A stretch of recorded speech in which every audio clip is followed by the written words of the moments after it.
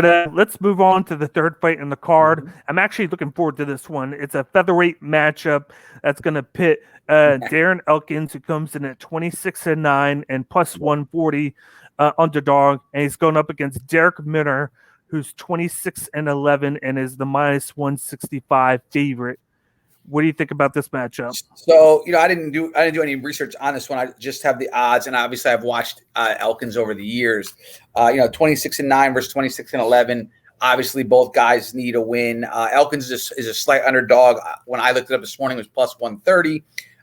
Minor was negative 150. Your odds are a little different. Oh, hang on, my dogs. I'm leaning towards Elkins on his UFC experience, but he's taken a lot of damage over the years. Like, his nickname is the Damage, but he's taken a lot of damage. So I'm leaning towards him getting the W here. I don't know if this is the end of his career or if it's the end of his contract coming soon, because he's been in the UFC for a long time. But I'm going Elkins. I'll go 2-1 decision as well. And again, Elkins always is in a pretty fun fight, even when he gets finished. So I'm going to go with Elkins though. Okay. First, I got Elkins. He has no athleticism at this point in time in his career. He likes to throw short combinations in range, and then he backs out of range before coming back in. He's very lead foot heavy and doesn't check leg kicks. He likes the double leg takedown when his opponents are on the fence, or the leg trip on the outside when he's in space. He needs to improve shooting for the takedowns from far away. He tends to start his run a lot far, so his opponents can kind of telegraph when he's going for the takedown. He has great submission defense and has great movement. He has a bad chin, but then he's kind of like Nate Diaz. He has too much scar tissue right now on him. Just like you said, his nickname's the Damage for a reason. He bleeds like Nate Diaz. Like, he bleeds immediately. He walks in the ring, Elkins is bleeding. Then you got Darrick Minner. He throws everything with intent and tends to be sloppy when engaging in the pocket. He likes to throw the lower calf kick a lot and has a wind up on it, so he tends to make it a little too telegraphed. He's a really good scrambler and goes for guillotines a lot of times, but needs to pick the right time to go for them, not just spam it way too much. He likes to go for the body lock into a leg trip, and he likes to go for a single leg takedown. He moves well when on top guard and is too comfortable on his back when going for clinching. He slows down after a round and a half, and he's too aggressive early in fights.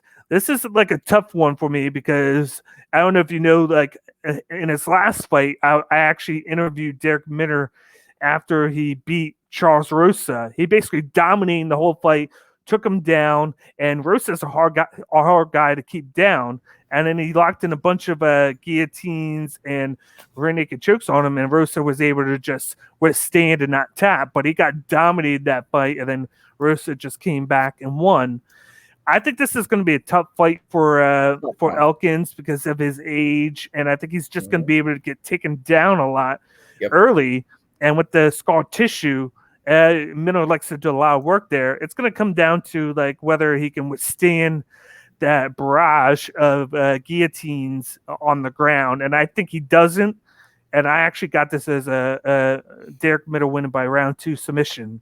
Okay. So, hey, sounds good. I wanted to put one dog in there, and I thought it's a close line. It's a close fight, and we'll see if experience will pay off or damage will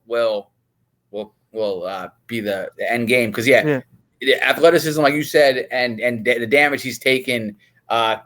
He could lose by doctor stoppage as well, Elkins. That's always a possibility if he gets cut open by anything, right? So that's a possibility too. But I'll still stick with Elkins though. So there you go. And then I was very impressed with the cardio of Minner in the last fight because, like I said, he has cardio issues, but he looked like he was like a robot in that fight against Rosa. Like, he just kept coming and coming all 3 rounds, and it's like it's either I don't see the how he has that gas tank, or he just might have worked on it and it's better now because he didn't slow down at all. It was just that whole fight. he was pressured on DeRosa. But if he does have issues this fight somehow with the gas tank, I would say you can probably about live betting Elkins in round 3 to go into round 3.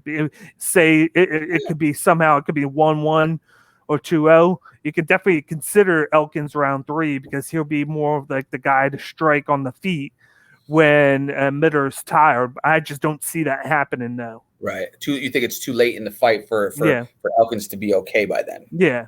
Definitely with the scar tissue and easily bleed. But I think it's going to be too late. Yeah. I mean, guys with this many losses, if you want to take a chance in the bet, take a chance because either guy can lose though. So they're not afraid to lose, right? No, not at all. Definitely him, which he's 38. He could be grinding down his career, definitely with how he's been the past few fights. And I think Mitters, he's on I wouldn't say a high, but that last fight was so dominant that his wrestling, it's just ever since he joined that gym in Nebraska, he's been a different guy with James Krause. Sure.